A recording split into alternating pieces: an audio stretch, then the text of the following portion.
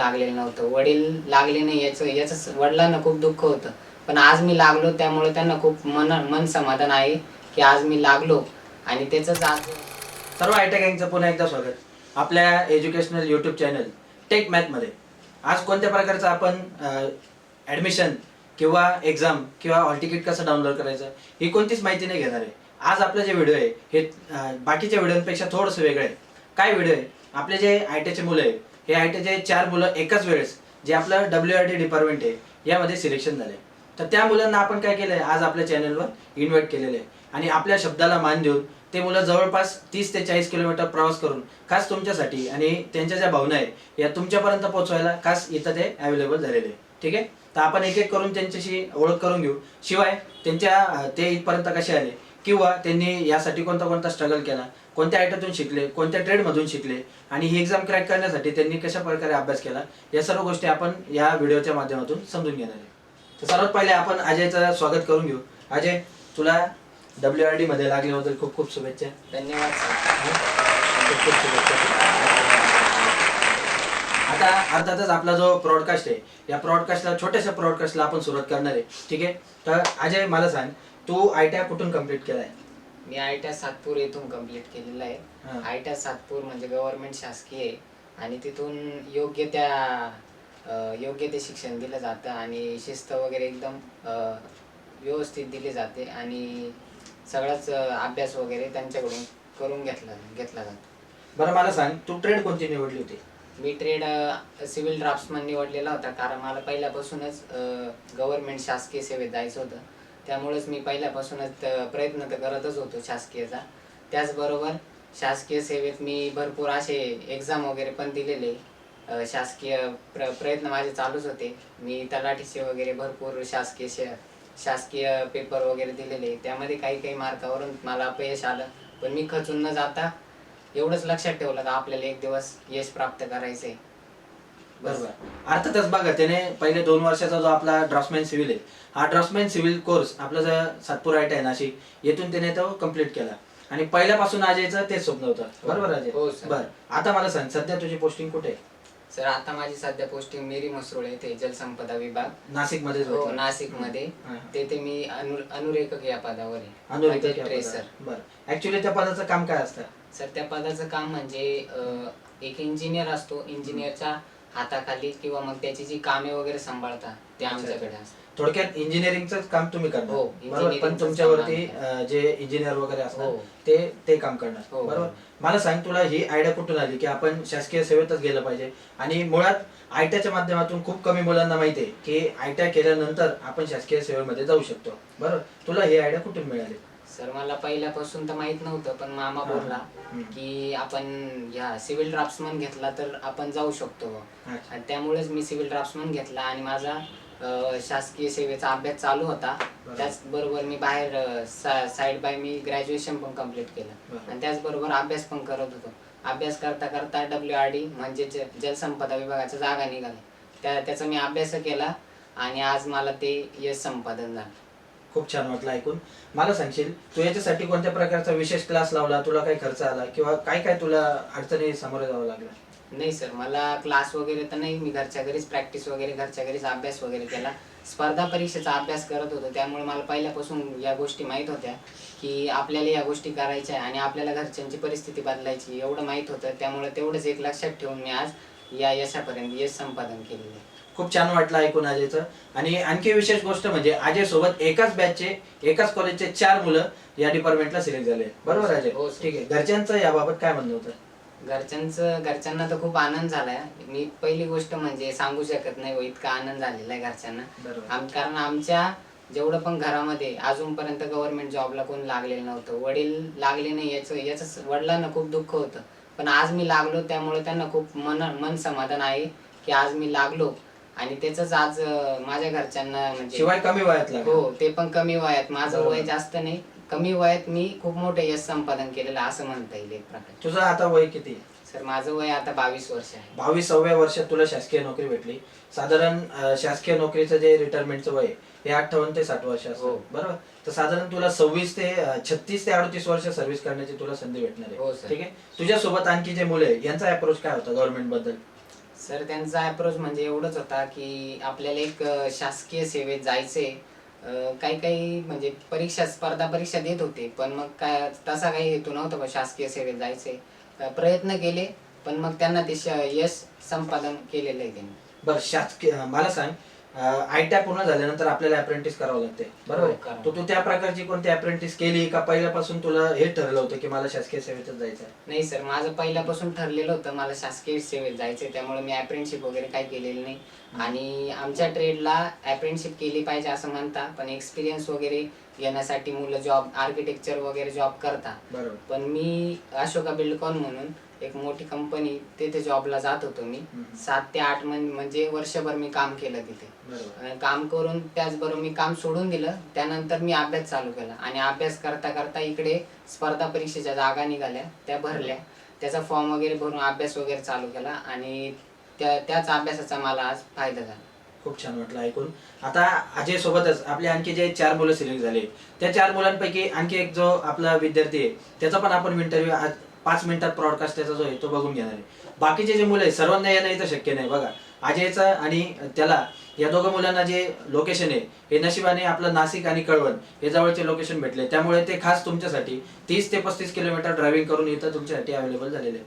पण बाकीचे जे 2 विद्यार्थी आहे यांना काही यायला जमलं नाही. ठीक आहे, तर अजय सोबत आणखी जो विद्यार्थी आहे आपण त्याचा सुद्धा ब्रॉडकास्ट यामध्ये कंटिन्यू करूया. ठीक आहे, तर आपला जो दुसरा विद्यार्थी सिलेक्ट झाला आहे दिनेश महाले, हा देखील नाशिकचाच आहे आणि सेम दोघं पण WRD डिपार्टमेंटला जॉईन झालेले आहे. तर दिनेश, तुझं पण खूप खूप अभिनंदन आणि खूप खूप स्वागत. खूप खूप अभिनंदन, खूप खूप स्वागत. पाणी वगैरे तुम्हाला विचारणार नाही, कारण मित्रांनो यांचं जे डिपार्टमेंट आहे हे डिपार्टमेंटच कोणतं आहे? WRD. अर्थातच इरिगेशन म्हणजे पाणी सोडणे. पाणी, तुम्हाला काय अडचण आली, तुमच्या घरात पाणी आलं नाही तर तुम्हाला दिनेशचा नंबर देऊन ठेवतो, तुम्ही दिनेशशी सुद्धा संपर्क करू शकता.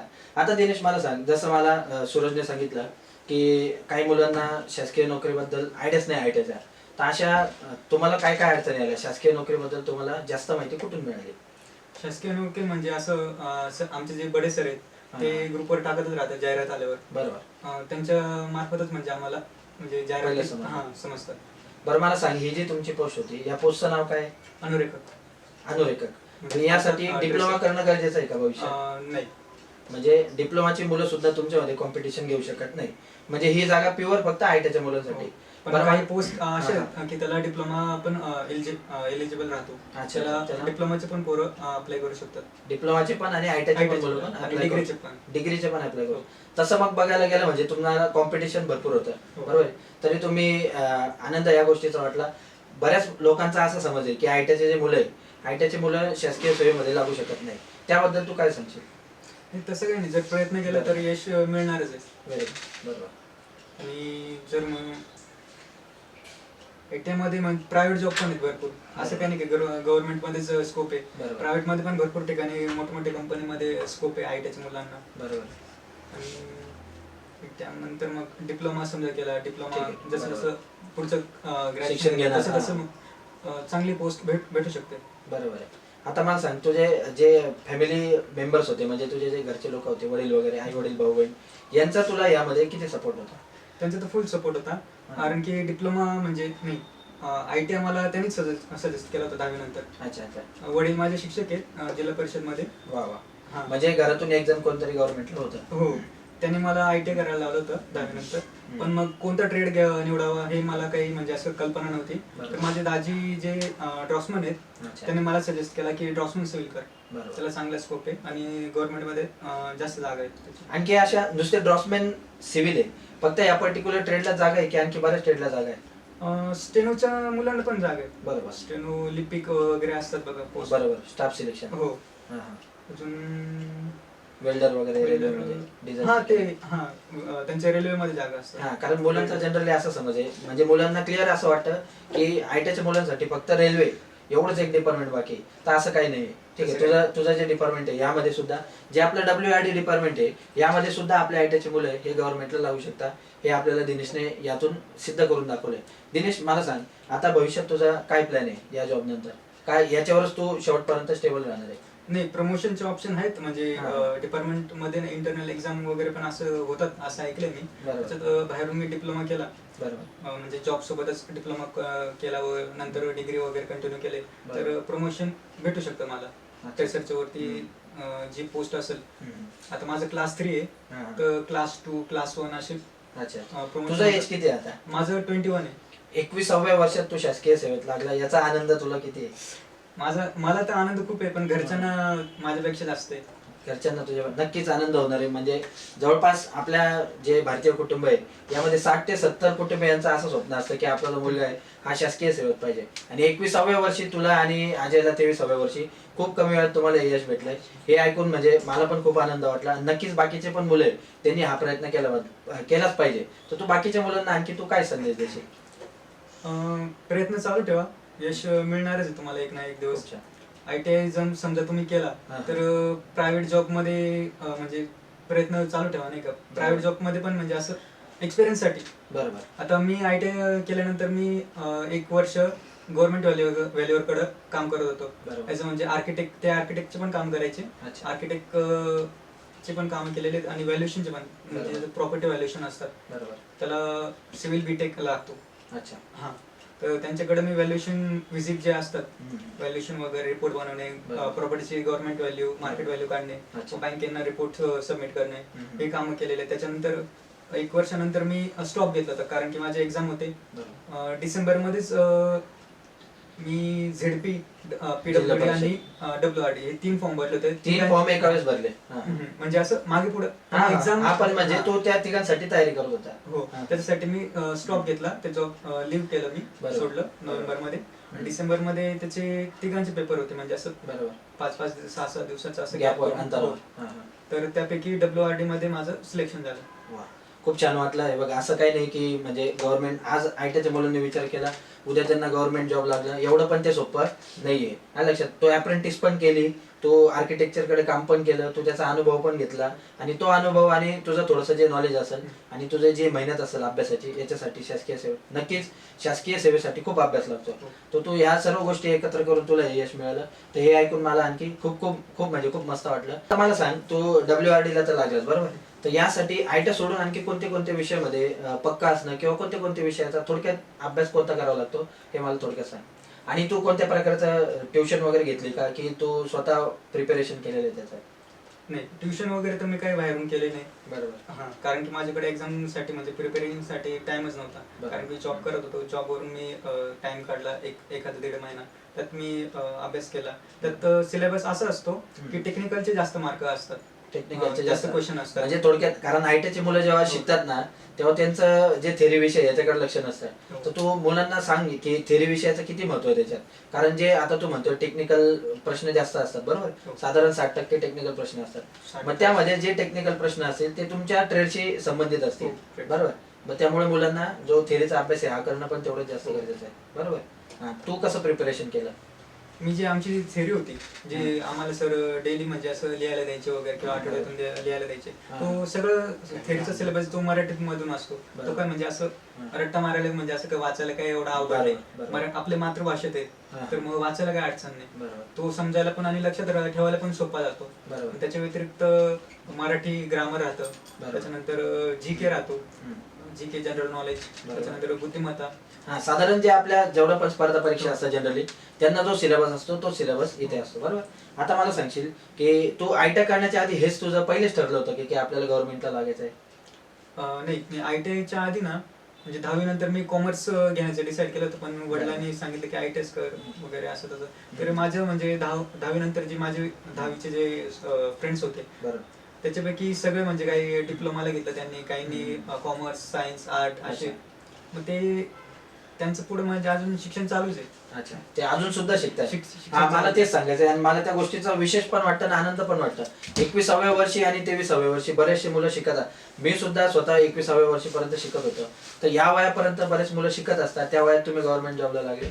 तर मला म्हणजे दोघं नाही, जे पण 4च्या 4 मुलं लागले, जरी ते आज इथं आपल्यासोबत नाहीये तरी या 4च्या 4 मुलांचा खूप अभिमान आहे आणि खूप आनंद पण आहे. तुम्ही पण हा ब्रॉडकास्ट टाकण्याचं कारण एकच आहे की असं नाही की तुम्ही पण लगेच आता ड्राफ्टमॅन सिव्हिल करा आणि तुम्ही लगेच WRDच्या जागेला, तर यासाठी दुसरे पण भरपूर ऑप्शन आहे बरं. वेल्डरच्या ट्रेडसाठी असेल, डिझेल मेकॅनिक असेल, फिटर असेल, टर्नर असेल, भरपूर ट्रेडला भरपूर ऑप्शन आहे. पण तुमचा जो पाथ आहे हा तुमचा पाथ तुम्हाला स्वतःला डिझाईन करावा लागणार बरोबर. जसं या मुलांनी पहिले त्या ट्रेडच्या माहिती घेतली, मग ट्रेड निवडली, मग अभ्यास केला, अप्रेंटिस केली आणि सर्व गोष्टी एकत्र आल्यानंतर त्यांना जी गव्हर्नमेंट जॉब आहे हे गव्हर्नमेंट जॉब भेटलेले आहे. तर ठीक आहे असेल. मला खूप खूप आनंद वाटला दिनेश आणि अजय, तुझा पण खूप खूप आनंद वाटला आणि तुमच्या दोघांना भविष्यासाठी खूप खूप शुभेच्छा आणि भविष्यात तुम्ही लवकरात लवकर प्रमोशन करा. काही अडचण आली, पाण्यात तुमच्या घरी पाणी आलं नाही किंवा पाण्याचा काही इरिगेशनचा काही पण प्रश्न असला, तुम्ही अजयला आणि दिनेशला डायरेक्ट वैयक्तिकरित्या फोन करा. ठीक आहे. तर या ब्रॉडकास्टमध्ये एवढंच. खूप खूप धन्यवाद तुमचे पण या ब्रॉडकास्ट बघितल्याबद्दल. अजयचं सुद्धा आपण पुन्हा एकदा धन्यवाद करून घेऊ, तसंच दिनेशचं सुद्धा पुन्हा एकदा धन्यवाद. आमचा पहिलाच पॉडकास्ट होता आणि सरांनी आम्हाला संधी दिली त्याच्याबद्दल सरांचं पण आभार. धन्यवाद धन्यवाद. सर आम्हाला इथं जी बोलण्याची संधी दिली त्याबद्दल सरांचे खूप आभार मानतो आणि सर असे पुढं आम्हाला सपोर्ट करा एवढंच आमचं म्हणणं आहे. तुम्ही यांना पण बोलायचं एकच कारण मित्रांनो, आता तो जवळपास 32 ते 34 किलोमीटर एका बाजूने ट्रॅव्हल करून आलाय. जाताना आणखी त्याला 32 ते 34 किलोमीटर तुमच्यासाठी ड्रायव्हिंग करायचे. पण फक्त त्यांच्या ज्या भावना आहे किंवा त्यांचं जे स्ट्रगल आहे हे फक्त तुमच्यापर्यंत पोहोचवण्यासाठी आपण ही जी मेहनत आहे तिघांनी मिळून घेतलेली. तर तुमचं देखील धन्यवाद आणि तुमच्या दोघांचा पण धन्यवाद. या व्हिडिओमध्ये एवढंच. Thank you so much. थँक्यू.